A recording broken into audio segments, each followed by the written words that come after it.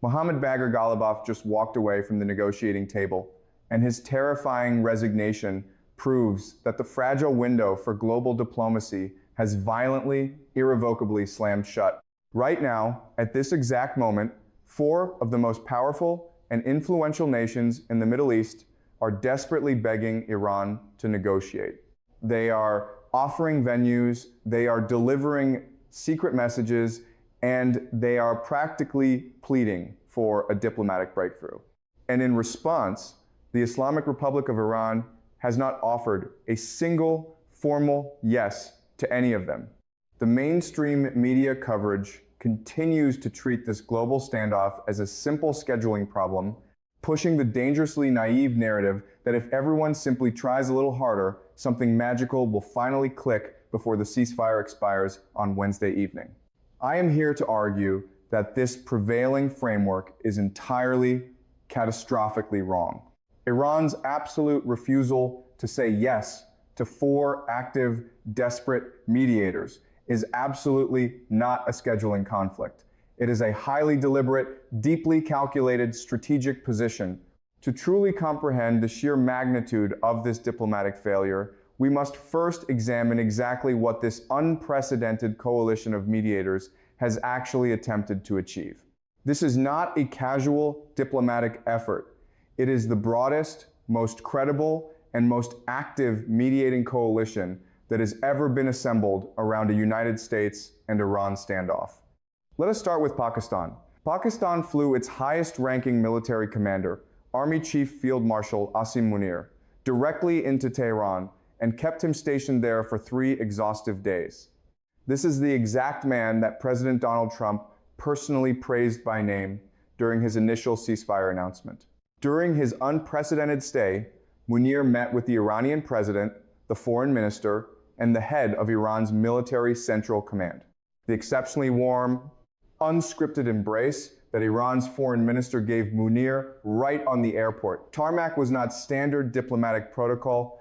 It was a highly intentional signal confirming a vital back-channel relationship that both governments are desperately attempting to keep alive. Furthermore, Pakistani officials explicitly confirmed that Munir was carrying a brand new, substantive message straight from Washington. Even before Munir departed for Tehran, Pakistan's Prime Minister had already spent 4 grueling days touring Jeddah, Doha, and Antalya, engaging directly with heads of state, specifically to build a robust consensus in support of a sustained process of dialogue. Pakistan's stance remains crystal clear. Islamabad is fully ready to host. The diplomatic table is set, and the massive security arrangements are entirely locked down. Pakistan has executed every conceivable maneuver a mediator could possibly attempt. Then we look at Turkey. President Erdogan stated publicly, using highly deliberate and specific language, that he is personally conveying necessary suggestions and actively carrying out concrete initiatives to ease tensions and stretch the fragile ceasefire. This is a sitting head of state openly defining his real-time active mediation efforts. Turkey deliberately co-hosted the Antalya Diplomacy Forum precisely to construct a multilateral umbrella, effectively giving Tehran a face-saving way out of the crisis. The strategic logic is simple. If a massive coalition of nations collectively presses Iran together, Tehran can frame its compliance as responding respectfully to its regional partners rather than buckling under the immense weight of American dominance. Simultaneously, Egypt has deployed its most seasoned diplomats and elite security personnel to serve as crucial, silent messengers between Washington and Tehran throughout the entirety of this conflict. Egypt famously avoids holding flashy press conferences regarding its mediation tactics. Instead, they do the grinding, essential work in the shadows.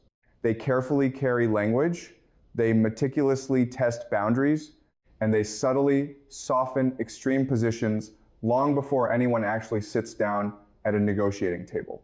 With Egypt heavily involved, the Arab world's most populous and diplomatically experienced state is actively dedicating its immense resources to securing an Iranian agreement. Finally, we have Saudi Arabia. The Wall Street Journal recently reported that Riyadh is applying direct, intense pressure on Washington to completely and immediately abandon the current maritime blockade. They are not making polite, quiet suggestions. They are demanding aggressive action. This absolute urgency stems from a stark, chilling warning delivered straight from Tehran. If the American blockade persists, absolutely no maritime port in the entire region will remain safe. A top Iranian military commander declared that security in the Persian Gulf is an all-or-nothing proposition. It either exists for everyone or it exists for absolutely no one. Consequently, Saudi Arabia graciously hosted the Pakistani mediation team, praised their incredibly constructive role, and threw its full, immense weight behind the diplomatic push. The kingdom is caught in a terrifying, multi-directional crossfire. It hosts critical American military bases and relies heavily on American security guarantees. At the exact same time, it is forced to watch Iran threaten to obliterate every single shipping terminal and oil refinery in the Gulf if the devastating war resumes. Ironically, the very nation that this entire geopolitical struggle was ostensibly designed to protect is now the loudest, most desperate voice urgently lobbying for immediate de-escalation. Combined, these four nations represent unparalleled diplomatic, financial, and strategic leverage. Yet, despite this monumental, unprecedented pressure, Iran has resolutely refused to say yes. The Iranian Foreign Ministry explicitly stated they have absolutely no plans to attend the talks in Islamabad. State media openly mocked the proposed negotiations as a mere media game. Iran's judiciary head publicly promised that the Islamic Republic will undeniably retaliate against the ongoing blockade. And the clock is relentlessly ticking down toward a Wednesday evening expiration of the ceasefire. To understand why diplomacy is failing, we must understand exactly what the mediators are desperately asking Iran to accept. The American ultimatum, channeled through these four frantic nations, revolves around two absolute, unyielding non-negotiables. First, a total and permanent halt to all nuclear enrichment activities.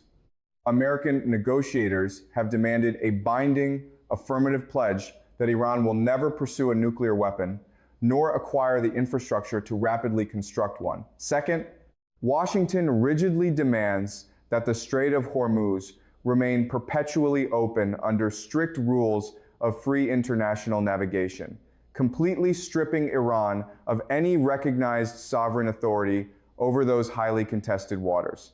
Tehran, conversely, demands a managed navigation system. They insist that passing vessels must coordinate directly with Iranian maritime authorities, allowing Iran to retain absolute operational control and continue extracting lucrative transit tolls. These deeply entrenched, completely incompatible positions have not shifted a single inch since the last round of talks. American representatives may confidently claim that the two sides are 80% of the way to a historic agreement, but that remaining 20% is absolutely not a trivial administrative detail. It represents the existential core of the entire conflict. Will Iran survive this brutal war as an independent power, capable of enriching uranium and policing its own maritime borders? Or will it emerge completely neutered, having unconditionally surrendered its sovereignty to American demands? Iran's chief negotiator stated the reality flawlessly when he warned that the American administration is actively trying to convert the diplomatic dialogue into a platform for total surrender. And this brings us to the catastrophic breaking news that shattered the geopolitical landscape this morning. Mohammad Bagher Ghalibaf, the Iranian parliamentary speaker who sat across from American diplomats for 21 grueling hours, the man President Trump personally named as Washington's primary interlocutor, and undeniably the closest thing to a pragmatic dealmaker that Tehran possessed, has officially resigned as Iran's chief negotiator. According to multiple intelligence reports, this dramatic, world-altering exit was triggered by aggressive, paralyzing interference from the highest-ranking generals within the Islamic Revolutionary Guard Corps, or IRGC. The military hardliners explicitly and ruthlessly blocked a highly specific Qatari diplomatic proposal that Ghalibaf had actively supported. The proposed framework was incredibly straightforward: an exchange guaranteeing the safe passage of exactly 20 Iranian commercial vessels through the Strait of Hormuz in direct return for the safe passage of 20 maritime vessels originating from Arab Gulf ports.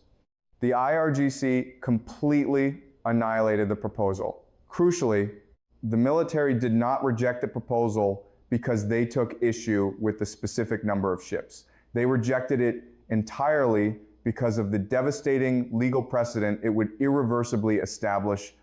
The IRGC's uncompromising position is that any and all maritime passage must be exclusively coordinated with Iranian authorities. Accepting a reciprocal arrangement implies a concept of bilateral equivalence. It implies that Gulf vessels inherently possess the exact same fundamental access rights as Iranian vessels.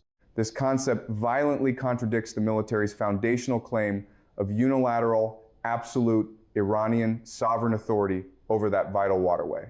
The military command rejected the entire ideological foundation of shared access, and when Ghalibaf attempted to push forward, the generals simply moved to eliminate the decision maker. This event is absolutely not a mere domestic political disagreement. It is a blaring, unmistakable strategic signal. I refer to this terrifying phenomenon as the diplomatic displacement signal. When a nation's moderate diplomatic corps is forcibly, systematically replaced by military hardliners at the exact, precise moment when a comprehensive peace deal is mathematically within reach, what follows is absolutely not a renewed round of patient negotiations. It fundamentally and permanently changes the trajectory of the war. The last time the world witnessed this specific pattern of diplomatic displacement was in August of 1914. In the frantic final days before the outbreak of the First World War, civilian diplomats in Europe were systematically bypassed by their respective military high commands, just as the generals activated irreversible mobilization schedules. The diplomats possessed viable frameworks for de-escalation. The military commands possessed rigid timetables for war. The military schedules won the internal debate, and within 72 hours, a catastrophic global war commenced. When diplomatic displacement occurs today, it signals unequivocally that the military leadership has officially calculated that the long-term cost of accepting an American deal is substantially higher than the immediate cost of enduring continued conflict. Furthermore, there is a massive, highly critical dimension to the military's strategic calculation that the global coverage is missing entirely. Iran is currently actively collecting financial tolls at the Strait of Hormuz. Just this morning, Ghalibaf's own deputy officially confirmed that Tehran has successfully received its very first revenue stream from the mandatory transit tolls it imposed on commercial ships seeking to cross the strait. Ships are paying, and Iran is depositing the money. The Revolutionary Guard has just successfully converted the Strait of Hormuz from a mere geopolitical leverage point into a highly lucrative, institutionalized revenue stream. That financial conversion fundamentally alters the military's entire incentive structure. Signing a peace deal that opens Hormuz based on Western terms of free navigation immediately terminates that lucrative toll revenue. Conversely, enforcing a deal that establishes undisputed Iranian sovereign coordination authority ensures that the toll revenue keeps flowing indefinitely. The military has just clearly demonstrated to the world exactly which outcome it prefers by violently rejecting the one diplomatic proposal that would have ended their extortion system. Meanwhile, President Trump significantly escalated the military tension this morning by officially ordering the United States Navy to immediately destroy any Iranian naval vessel caught actively laying sea mines in the Strait of Hormuz. He did not order them to intercept or seize the vessels. The order was explicitly to destroy them. Yet, the Revolutionary Guard's official response to this highly aggressive, lethal order has been total, deafening silence. No counter threats, no diplomatic protests. This chilling silence indicates that the military command has calculated that the destroy order changes absolutely nothing about their current operational supremacy, highly likely because the sea mines that actually matter have already been successfully deployed into the water. The IRGC is now masterfully controlling both sides of today's news cycle. They are executing a ruthless diplomatic displacement inside the halls of Tehran, and they are maintaining an intimidating operational silence in response to American lethal force, all without allowing the moderate civilian faction to speak a single word. The four frantic nations desperately trying to pull Iran to the negotiating table in Pakistan are not dealing with a scheduling issue. They are dealing with a military regime that has systematically eliminated its own peacemakers. But the true terror of this situation is not just that Iran's military is acting with absolute impunity. The terror lies in exactly where they are getting the confidence and the economic oxygen to do so. And to understand that, we must look away from the Middle East and look directly toward the silent superpower in the East, to understand exactly how the Islamic Republic of Iran possesses the sheer audacity to eliminate its own diplomatic peacemakers and reject an unprecedented coalition of mediators. You cannot simply look at the military balance in the Middle East. You must look away from the negotiation tables in Pakistan, look away from the smoldering battlefields, and look directly toward the silent superpower in the East. Because the defining reality of this entire global conflict is not what the United States is loudly threatening to do. It is the invisible, impenetrable economic fortress that China has spent the last 10 years quietly constructing. Before we can expose the intricate architecture of that Chinese fortress, we must first examine a chilling, unprecedented event that occurred today, an event that fundamentally alters the survival calculus for the entire Arab world. While the mainstream media was obsessively focused on canceled diplomatic trips and the seizure of maritime vessels, Iran's state-affiliated news agency boldly published a statement that completely overshadows the diplomatic theater. The commander of the aerospace force for the Islamic Revolutionary Guard Corps issued a direct, apocalyptic message to Iran's Gulf neighbors: Saudi Arabia, the United Arab Emirates, Kuwait, Qatar, and Bahrain. The commander stated, with brutal clarity, that if their sovereign land or facilities are utilized by adversaries to attack Iran, they should say goodbye to oil production in the Middle East region. This was absolutely not a vague piece of escalatory rhetoric. The Revolutionary Guard published a highly specific, expanded target list containing exact geographical coordinates and naming the most vital energy infrastructure on the planet. The list explicitly targets the massive ExxonMobil and Dow chemical facilities in Jubail, Saudi Arabia. It targets the Yanbu complex on the Red Sea coast, boasting a capacity of 250,000 barrels per day. It identifies the critical Habshan-Fujairah pipeline, infrastructure designed specifically to bypass the vulnerable Strait of Hormuz. It names the ExxonMobil Ras Laffan facility in Qatar, the Bapco refinery in Bahrain, the Fujairah storage hub in the Emirates, and the Al Amadi refinery in Kuwait. Most terrifyingly, it targets the immense Saytorp refinery and the colossal Manifa plant in Saudi Arabia, responsible for processing a staggering 900,000 barrels per day. These are not abstract geopolitical concepts. These are the precise facilities that pump millions of barrels of the world's energy supply every single day. By publishing their exact names and capacities, the military command is signaling absolute operational readiness. They are broadcasting that the targeting calculations are finished, the coordinates are locked into the guidance systems, and the only remaining variable is the final political authorization to launch. And in the immediate aftermath of this unprecedented threat to annihilate the energy grid of the Middle East, the Chinese government said absolutely nothing. There was no urgent press conference in Beijing, no stern readout from the foreign ministry, and no frantic diplomatic call to Tehran demanding restraint. China offered zero commentary on this explicit threat.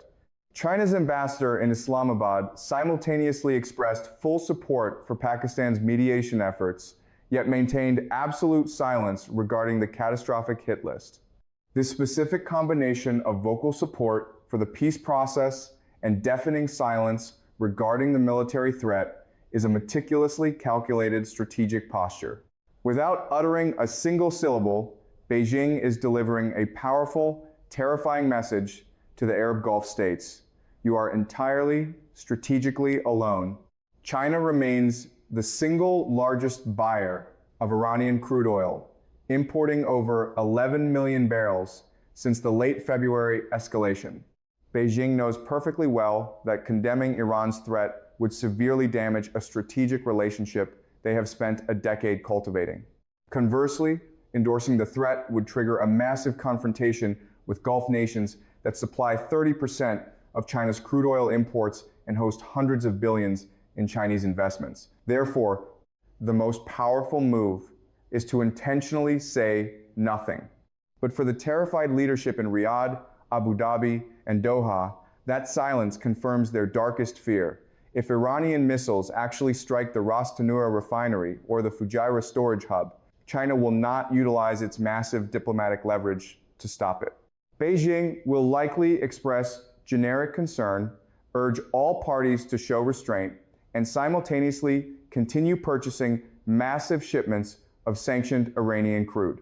This suffocating dynamic forces the Gulf states into an impossible nightmare. They willingly host American military installations and rely heavily on American air defense systems, making absolute neutrality an illusion. Yet, they are acutely aware that American naval power cannot completely shield sprawling, stationary industrial refineries from thousands of cheap, swarming drones without plunging the entire globe into World War III. This agonizing vulnerability is exactly why Saudi Arabia is urgently, aggressively lobbying Washington to permanently abandon the maritime blockade against Iran. Riyadh has done the cold, hard mathematics. They calculate that the American blockade merely provides Iranian hardliners with the perfect domestic justification to obliterate Arab infrastructure. Saudi Arabia is pushing for de-escalation not because they support Iran, but because they desperately need this war to end before the Revolutionary Guards publish target list morphs into an active operations order. But to understand why Iran has the audacity to climb this confidence ladder, testing higher and more dangerous boundaries with every passing week, we must examine the foundation that makes this defiance entirely survivable. Iran is not acting out of sheer military supremacy. The United States has been violently bombing their infrastructure for over 50 days. Iran climbs this ladder out of pure strategic confidence, fueled entirely by the economic oxygen provided by China. This brings us to the architectural marvel of modern geopolitical warfare, the decade of quiet.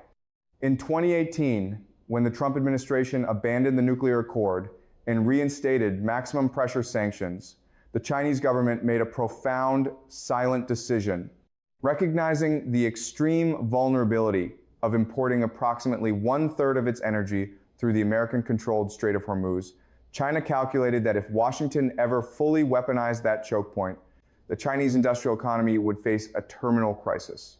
Therefore, Beijing systematically built a parallel economic architecture over 10 years, designed specifically so that if America ever deployed a total blockade to collapse the Iranian economy, that nation would absolutely not collapse. The first layer of this impenetrable fortress is the alternative payment architecture. China completely bypassed the dollar-dominated SWIFT financial network by transitioning to purchasing Iranian crude exclusively with the Chinese yuan. Because American financial sanctions rely entirely on freezing access to SWIFT to cut off funding, this yuan-based system effectively neutralized Washington's primary economic weapon, ensuring the money never touches the dollar system and America cannot reach it. The second, and perhaps most infamous layer, is the massive dark fleet. For a decade, Beijing perfected the art of invisible maritime logistics. They utilize vessels that deliberately disable their automatic identification systems and go completely dark on satellite tracking. These phantom ships conduct complex, covert ship-to-ship crude transfers in the murky waters off the Malaysian coast. There, sanctioned Iranian crude is systematically blended, deceitfully relabeled, and seamlessly delivered to independent Chinese teapot refineries that eagerly process the oil without any official documentation.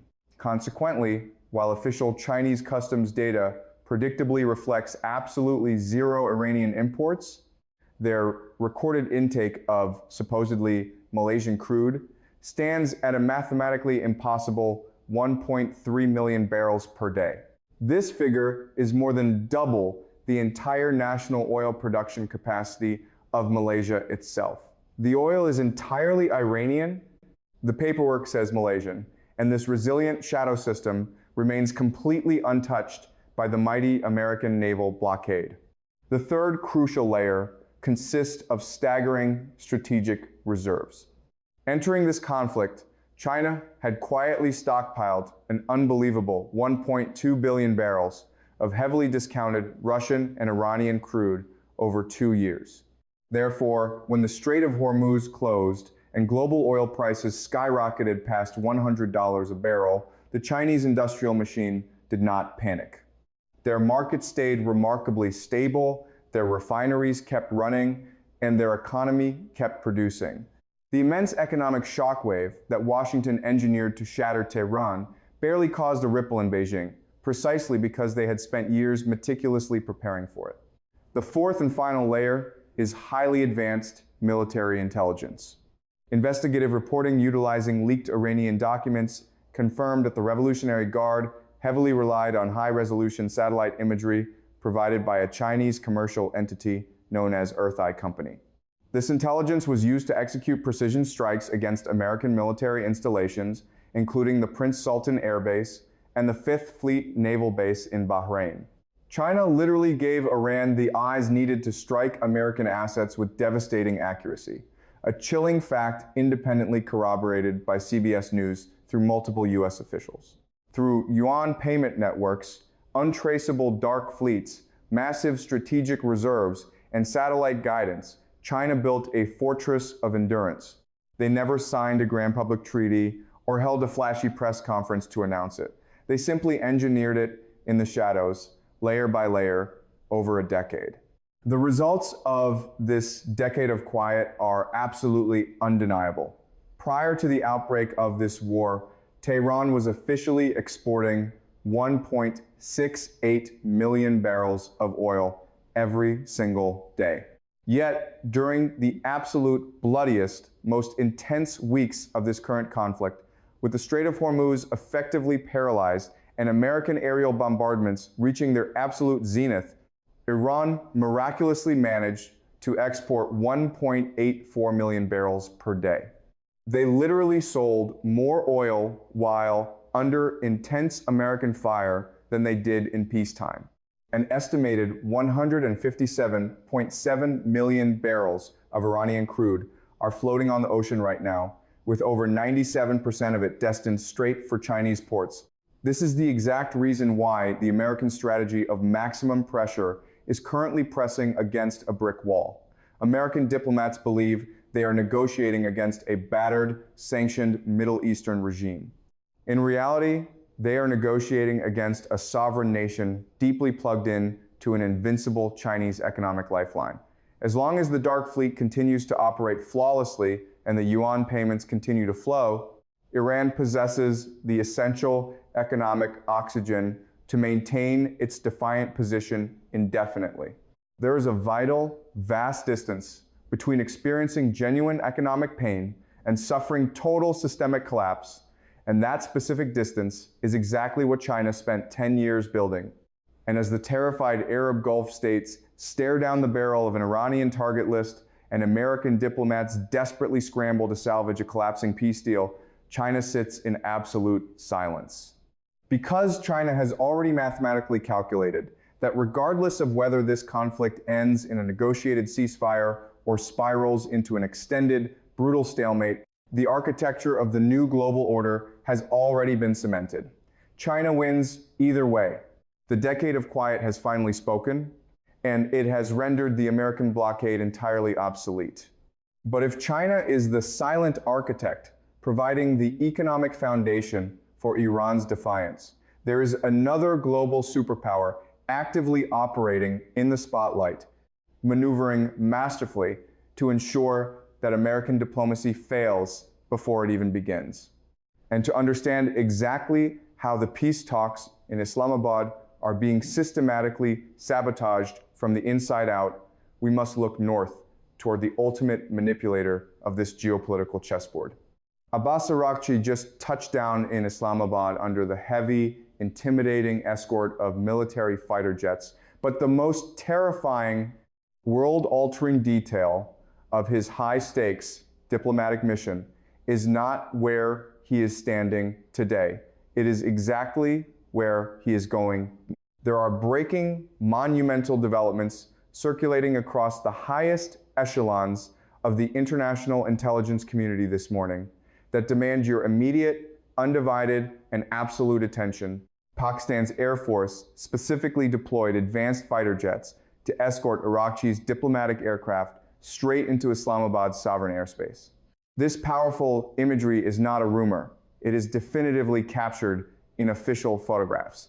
Pakistan's official press information department deliberately released an image today showcasing Iran's foreign minister confidently striding across the highly secure tarmac at the Nurkan Air Base.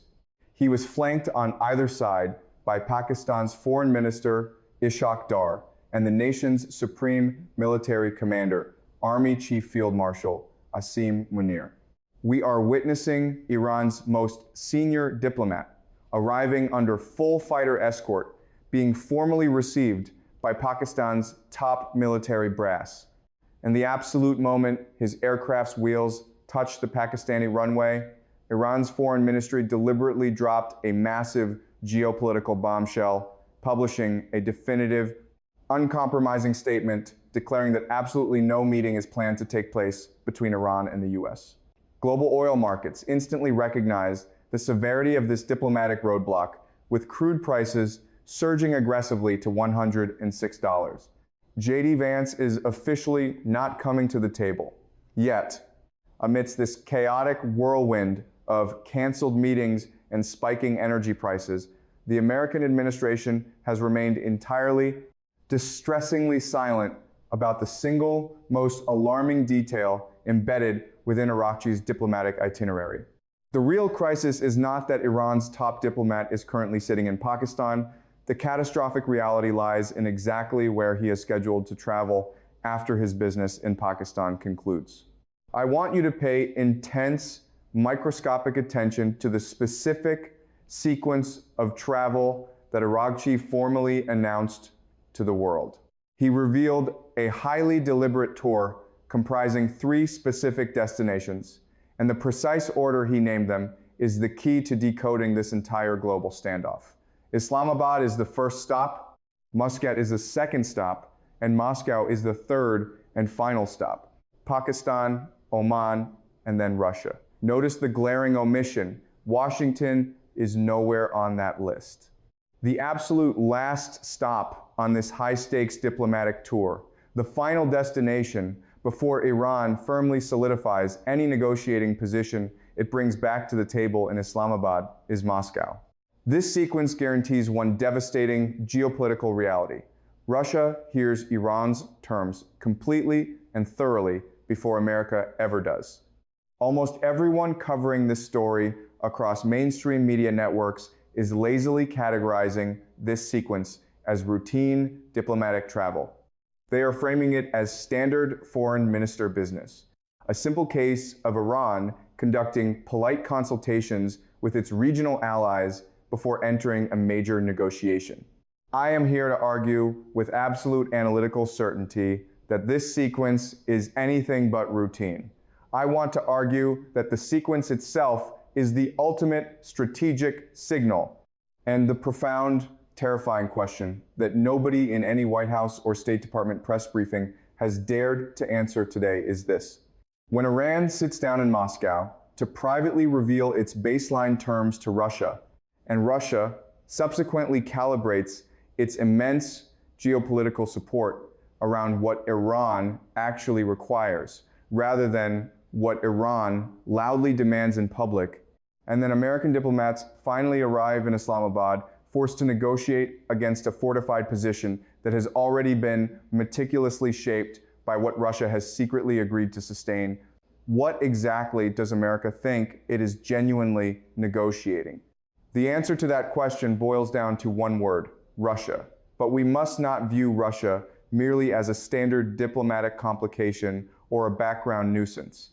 We must understand Russia as a massive, impenetrable structural advantage that Iran is deliberately handing to its strategic partner long before it ever faces its Western adversary. I want to spend this analysis comprehensively explaining exactly what that distinct advantage is, why it fundamentally matters vastly more than any public statements being issued in Islamabad today, and what this dark reality reveals about the hollow victories America might actually secure from this weekend's highly anticipated talks.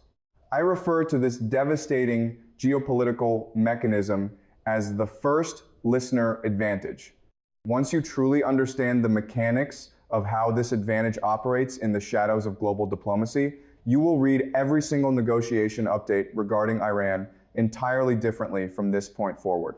Let us start by stripping away the superficial media narratives and examining what the Moscow stop actually represents structurally, and why the sequence of this tour is absolutely not a matter of random logistical coincidence. The foundation of this coordination was cemented when Iran and Russia formally signed a 20-year comprehensive strategic partnership treaty in January of 2026. We must be precise with our definitions here. This was not a temporary ceasefire document or a polite exchange of diplomatic pleasantries. This was a binding 20-year treaty explicitly covering deep political integration, vast economic coordination, robust security alignments, and advanced technological cooperation. More importantly, this monumental treaty was specifically and mathematically designed to completely neutralize and reduce the crippling impact of Western financial sanctions by establishing independent financial and trade mechanisms that operate entirely outside the jurisdiction of the American dollar system. Exactly 1 month after this sweeping anti-Western treaty officially entered into force, the current war violently erupted. This historic 20-year treaty serves as the impenetrable structural foundation of the relationship that Araghchi is currently traveling to Moscow to leverage and coordinate.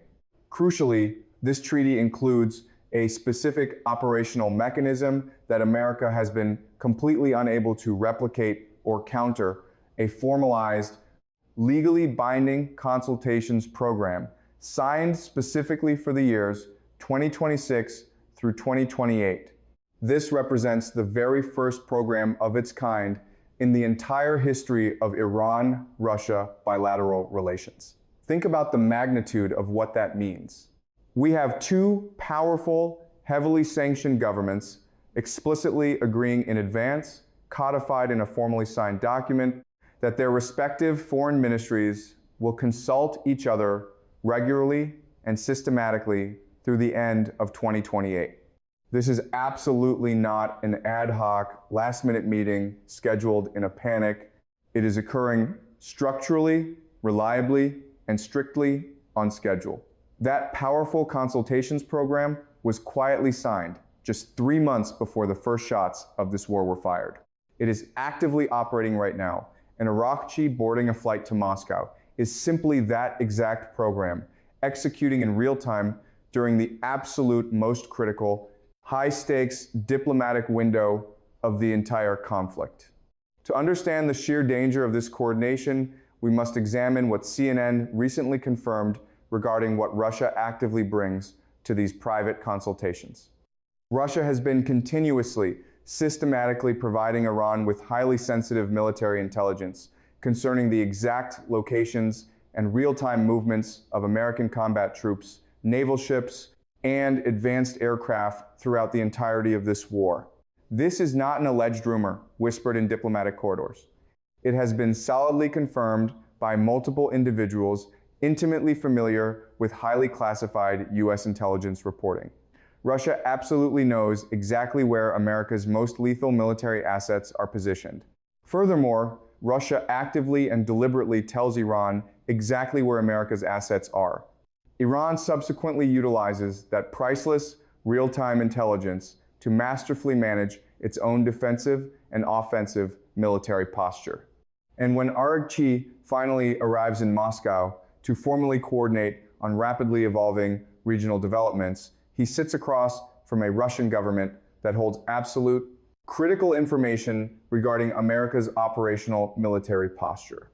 This is the exact intelligence that Iran desperately needs to review before it definitively decides what concessions it is willing to offer Pakistan to safely convey back to America. Now, we must add the deeply terrifying uranium dimension to this geopolitical chessboard. Throughout this escalating crisis, Russia has repeatedly and aggressively offered to take physical custody of Iran's highly enriched uranium, officially proposing to safely store or reprocess the volatile material strictly on Russian sovereign soil. You must recognize this maneuver for what it truly is: a direct, powerful, and highly competitive offer designed to completely undercut America's central, non-negotiable demand. America rigidly demands that Iran physically surrender its uranium to international authorities. Russia has publicly stepped forward and offered to take it instead. President Trump reportedly flat out rejected Putin's sweeping uranium offer. He did not reject it because it would technically fail to satisfy the strict requirements of nuclear non-proliferation. He rejected it because accepting it would instantly grant Russia permanent, unchallenged custodianship of Iran's entire nuclear legacy. It would hand Moscow permanent, ultimate leverage over Iran's nuclear program for decades to come. Russia acquiring Iran's enriched uranium is absolutely not America winning the standoff. It is Russia decisively winning the substantive nuclear argument, while America merely wins a fleeting, superficial media headline.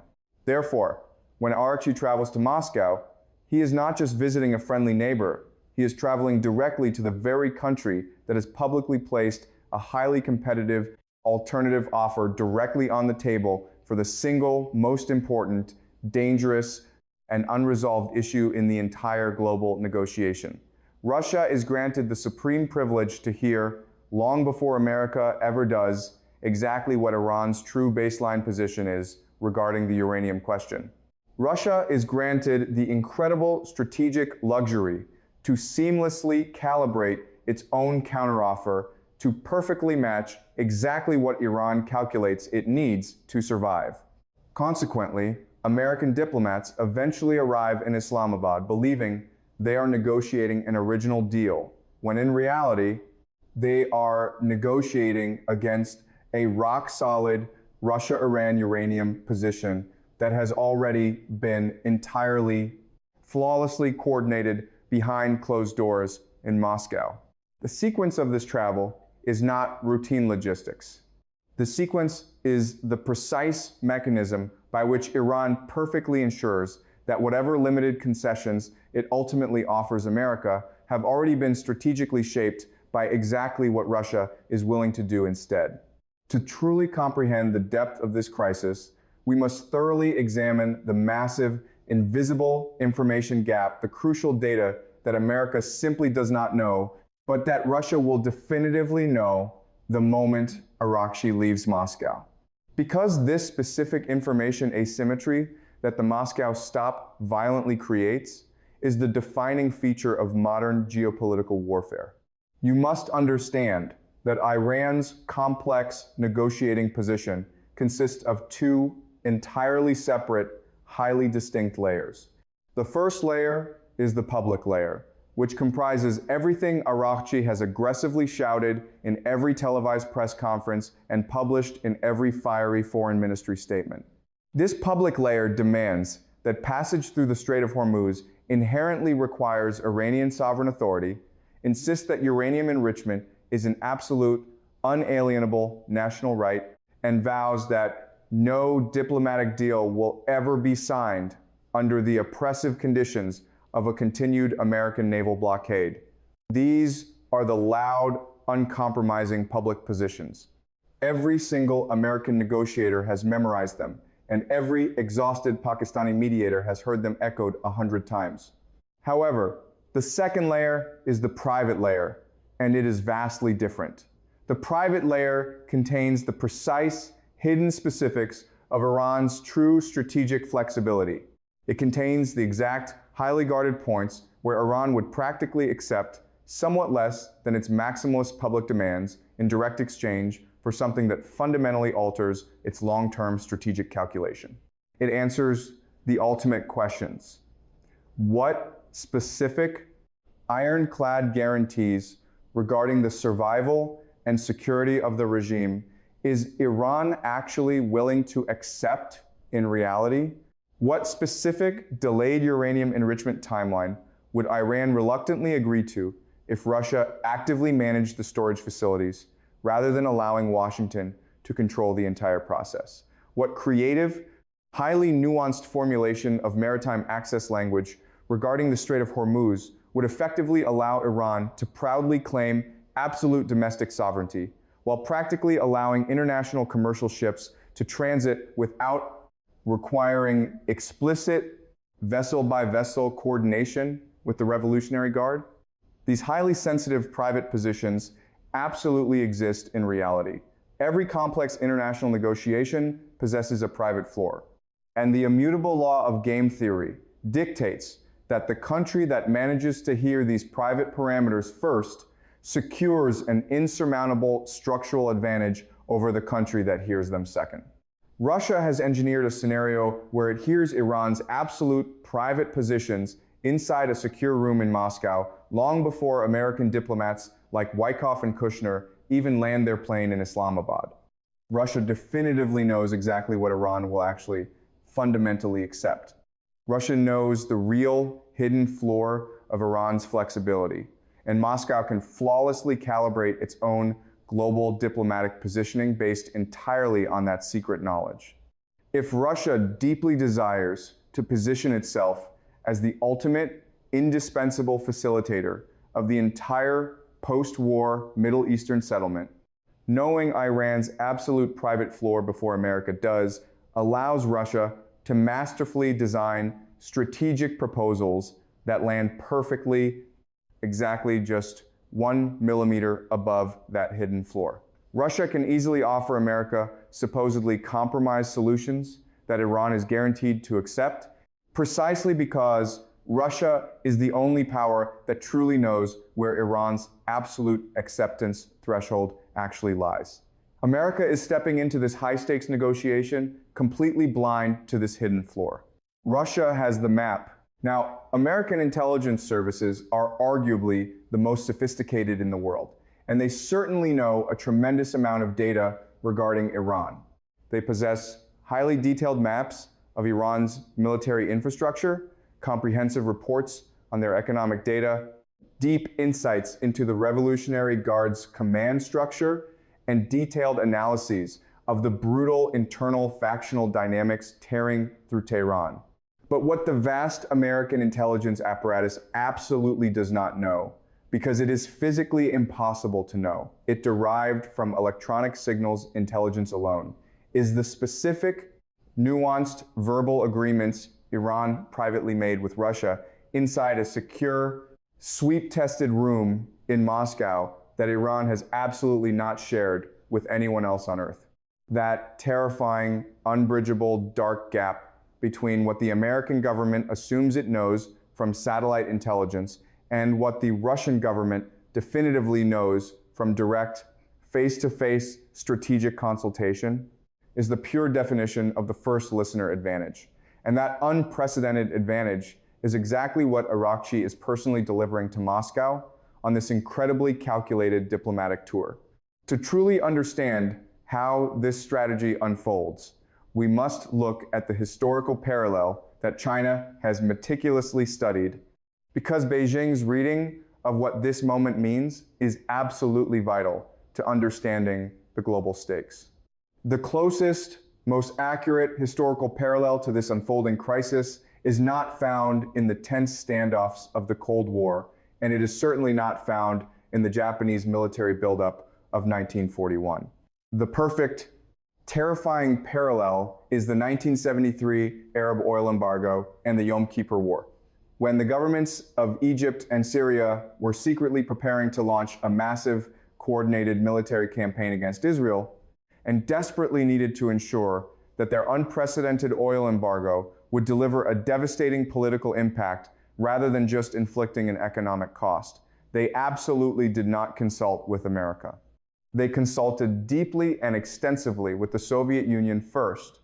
The Soviets were brought into the inner circle. They were told the comprehensive military plan. Consequently, the Soviets perfectly calibrated their logistical and diplomatic support based on that privileged knowledge. They authorized massive airlifts of advanced weapons to Egypt during the darkest hours of the war. They masterfully managed their global diplomatic positioning at the United Nations to maximize the unbearable pressure placed squarely on America's shoulders. And when the frantic ceasefire negotiations finally commenced, the Soviets were absolutely not surprised by a single demand that Egypt proposed, because the Soviets had already heard Egypt's exact terms long before the war even started. America was forced to negotiate the complex terms of the ceasefire against an Egyptian negotiating position that had already been extensively, thoroughly shaped by prior Soviet consultation. America simply did not know where Egypt's real flexibility lay, precisely because the Soviets already knew it, and Egypt had expertly calibrated its public negotiating position around exactly what the Soviets promised they could support, rather than around what American diplomats desperately wanted to hear. The historical parallel for today's crisis is mathematically precise. Iran intentionally traveling to Moscow is Iran mathematically ensuring that Russia knows its real, absolute terms before America ever gets a chance to hear them. Armed with this knowledge, Russia perfectly calibrates its immense geopolitical support, its highly controversial uranium offer, its impenetrable diplomatic cover, its invaluable satellite intelligence sharing, and its absolute UN Security Council veto power entirely around what Iran actually needs to survive, rather than what Iran loudly and publicly claims it needs. And American diplomats ultimately arrive in Islamabad completely unaware that they are forced to negotiate against a fortified position that has already been meticulously shaped by what the Russian Federation has promised it can sustain.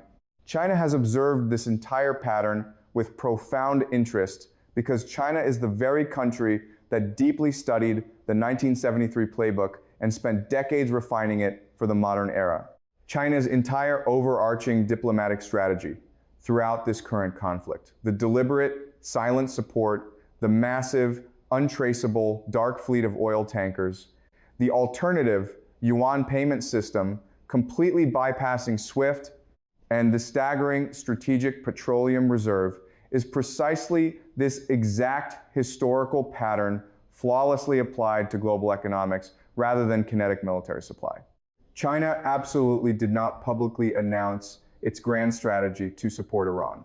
China simply quietly built the massive economic system that allows Iran to sustain its defiant resistance without China ever needing to be publicly held accountable for fueling that resistance. Russia's current support is simply the overt, military, and diplomatic version of that exact same strategic pattern. Be the first listener, act as the silent sustainer, and maintain absolute public deniability. Now, we must explicitly outline the two inevitable paths that this first listener advantage produces, because this complex strategic framework only ever ends in one of two ways, and understanding both paths is critical to knowing what to watch for in the coming days. The first path is the ultimate realization of the Russia-shaped deal. Iran sits in Moscow and explicitly tells Russia its absolute private terms. Russia listens, processes the data, and perfectly calibrates its controversial uranium offer to match exactly what Iran calculates it can safely accept. Araghchi then arrives in Islamabad carrying a formidable negotiating position that seamlessly incorporates everything Russia has secretly agreed to sustain. American diplomats propose a framework, Pakistani mediators dutifully convey it to the Iranian delegation, and Iran systematically rejects or modifies the proposal based entirely on the secret agreements forged with Russia in Moscow. The final signed deal, if there actually is one, will invisibly bear Russia's fingerprints on every single clause that truly matters. The specifics of the uranium custody clause, the exact legal phrasing of the Hormuz Maritime Clause, and the highly sensitive timing of the sanctions relief. America will proudly parade in front of the cameras and call it a historic diplomatic victory. Russia will quietly call it the natural result of its indispensable facilitation role. Iran will fiercely call it a deal it successfully dictated entirely on its own sovereign terms. But absolutely nobody will state publicly that the true parameters of the deal were rigidly set in a secure room in Moscow that America was never invited into. That is the essence of the Russia-shaped deal. America wins the fleeting media headline, while Russia permanently wins the architectural design of the new post-war global order. The second path is vastly more dangerous. It is the signal without a deal. In this scenario, Iran explicitly tells Russia and Moscow that absolutely no deal based on current American demands is acceptable, and that Tehran is fully, psychologically prepared to continue fighting a brutal endurance war. Russia immediately and fully endorses that defiant position. Moscow calibrates its uranium offer to remain temptingly on the table without ever forcing Iran to formally accept it. Russia maintains its impenetrable UN Security Council veto as an ultimate diplomatic shield, and continues its devastating satellite intelligence sharing completely in the shadows without ever publicizing the details. Iran subsequently arrives in Islamabad carrying a hardened, uncompromising position shaped entirely by the Russian endorsement of continued resistance. America's desperate proposal in Islamabad simply does not reach Iran's hidden private floor, the crucial floor that Russia knows intimately. But America remains entirely blind to. Consequently, the high-stakes talks collapse. Iran stubbornly returns to its precarious ceasefire without a deal posture. In this dark scenario, Russia continues effortlessly earning a staggering $15 million more every single day strictly from artificially elevated global oil prices. China continues quietly, seamlessly receiving over 157 million barrels of discounted Iranian crude oil shipped through the invisible dark fleet. And the brutal endurance war extends indefinitely, with both Russia and China perfectly positioned to extract immense geopolitical and financial profit from its bloody continuation. China is watching both of these paths unfold with intense satisfaction because China has meticulously built the global infrastructure necessary to profit immensely from either outcome. The staggering 1.2 billion barrel strategic petroleum reserve guarantees that China can easily absorb any massive energy disruption that occurs if Path 2 materializes. The highly efficient dark fleet ensures that China's vital supply of Iranian crude continues arriving flawlessly, regardless of which specific path the Islamabad negotiations take. And China's absolute deafening silence regarding Araghchi's Moscow stopped the total lack of any official statement, any media commentary, or any subtle suggestion that Iran consulting Russia before the Islamabad round is even worth noting. Clearly tells the world that China has already coldly calculated which path its grand strategic interests best navigate. To ensure our analysis remains completely objective, we must rigorously steelman the American position because the prevailing argument that Russia hearing Iran's terms first, does not fundamentally change the core negotiation, carries genuine intellectual weight. America's strongest argument is that Moscow's overarching role in this entire negotiation is already thoroughly known and fully accounted for. Optimists correctly point out that President Trump already explicitly, publicly rejected Putin's controversial uranium offer. America absolutely knows that Russia is actively providing Iran with critical military intelligence.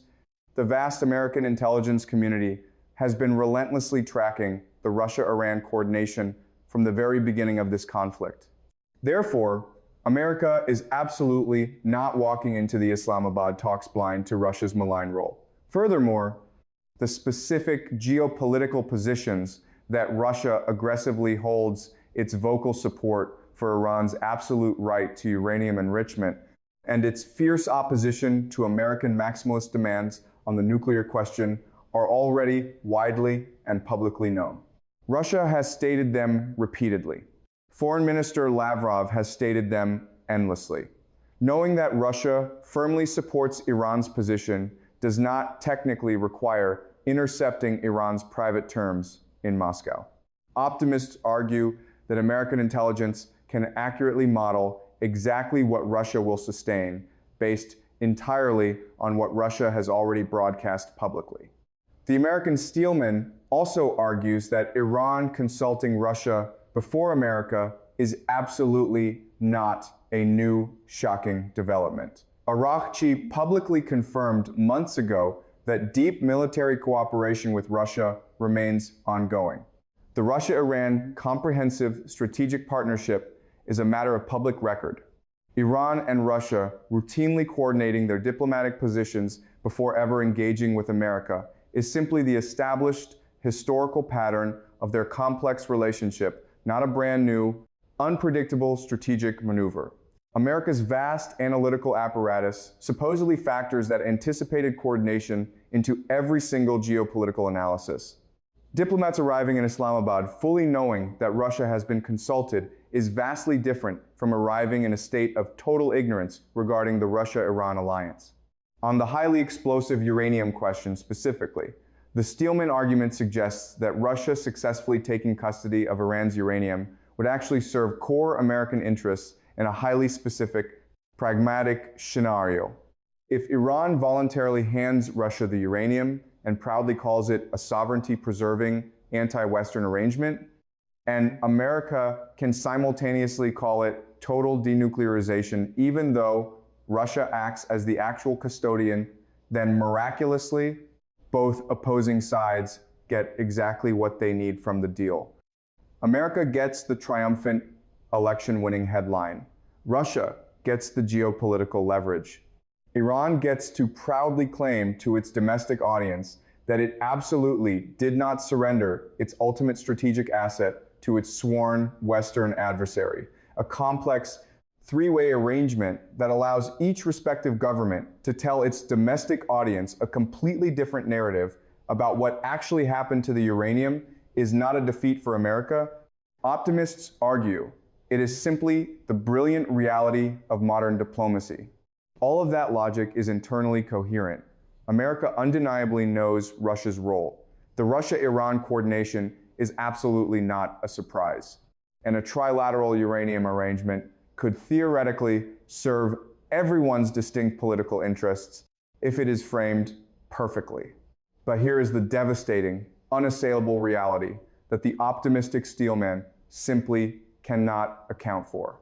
The specific, highly classified information that Araghchi carries directly into Moscow is absolutely not Russia's public posturing. It is Iran's absolute private position. It is the real, hidden floor of Iran's flexibility that Iran has never shared with Pakistan, has completely hidden from Oman, and will absolutely never share with America's diplomatic delegation. Russia absolutely does not need to publish or leak to America what it secretly heard in that room. Russia simply needs to actively use what it heard to perfectly calibrate its own strategic offer right before America attempts to make its offer. This information asymmetry operates flawlessly and lethally without Russia ever needing to explicitly disclose it. America simply cannot accurately model what Russia will sustain based on public statements, because Russia's ultimate decision about what it will sustain will be based entirely on highly sensitive, private information that America simply does not possess. That dark gap is real, it is structural, and it grows significantly wider and more dangerous with every single hour that passes between the moment Araghchi lands his plane in Moscow and the moment American diplomats land their plane in Islamabad.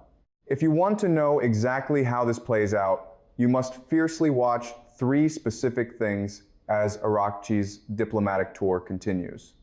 The first crucial indicator is the exact content of any formal Russia-Iran joint statement published immediately after the Moscow meeting concludes.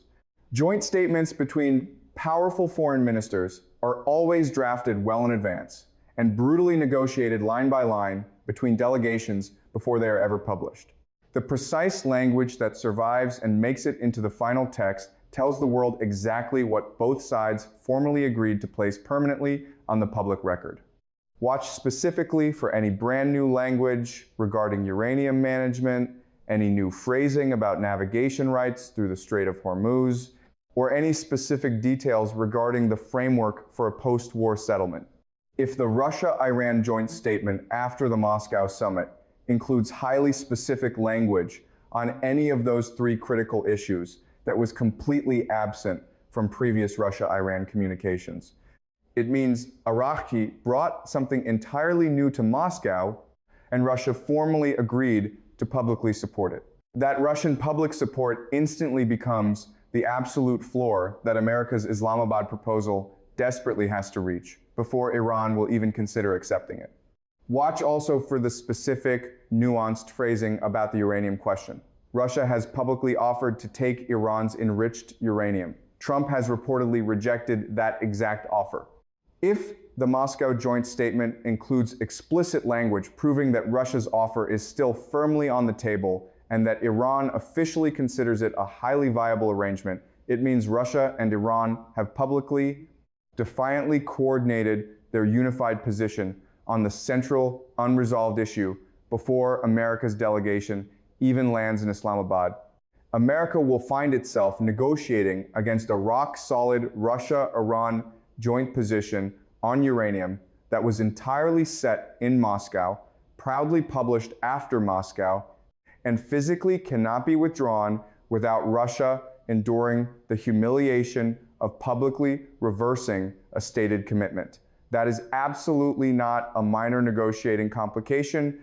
That is Russia unilaterally setting the absolute terms of what America can achieve before the doors to the negotiating room even open. The second indicator is whether President Trump or any senior American official dares to specifically name the Moscow stop in any public statement before or during the Islamabad talks. America quickly named China on live television on CNBC when the weapons ship was dramatically intercepted. Yet, America has conspicuously refused to publicly name Russia's massive intelligence sharing operation. If the American government absolutely does not name Araghchi's Moscow stop as a major complicating factor in the Islamabad talks, if no State Department briefing, no official White House statement, and no press conference addresses what Russia hears in Moscow, and what that devastatingly means for the American negotiating position, that is America consciously deciding that the Moscow first problem simply cannot be named without triggering a massive, unmanageable confrontation with Russia.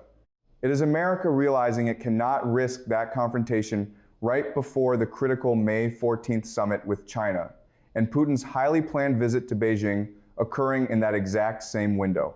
It means America has chosen to quietly absorb the massive information asymmetry rather than boldly confronting it. The third and final indicator is the specific granular uranium language found in whatever framework eventually emerges from Islamabad. If the final uranium solution explicitly includes Russia acting as the ultimate custodian, America has completely surrendered and accepted the Russia first structure, even if America refuses to acknowledge it publicly. Russia hearing Iran's true terms first successfully produced a Russia-shaped uranium solution. America calling that specific solution a massive win is simply America describing the final outcome without having the courage to name exactly who produced it. Watch like a hawk for any mention whatsoever of third-party uranium custody in the Islamabad framework. If Russia is specifically named as the custodian, the first listener advantage has flawlessly produced its ultimate result. Russia will have masterfully shaped the central outcome of the entire global negotiation without firing a single shot, without spending a single dollar, and without ever appearing in any American press briefing as a primary factor in the deal's architectural design.